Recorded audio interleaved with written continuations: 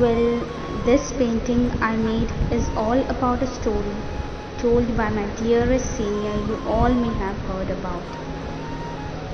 He once told me the story when I was going through a horrible phase during my graduation days.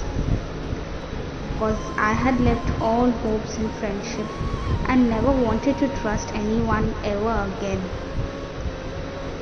I used to cry all day long because I had developed anxiety, depression. And then this is what he said. Dear, life is like a train journey with different stations and routes. You may even meet with an accident. The ride will be full of fun, expectations, surprises, sorrows, some hellos and goodbyes. You will have many people traveling with you, including your own nearest and loving friends and family. However, a few will step down at some station, leaving you alone, and some will stay, and others may board at different stations.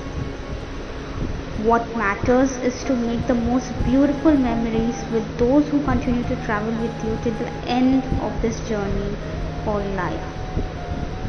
Live it in the best way. Surround yourself with people who lift you up. Friendship isn't about whom you have known the longest. It's about who came and never left your side.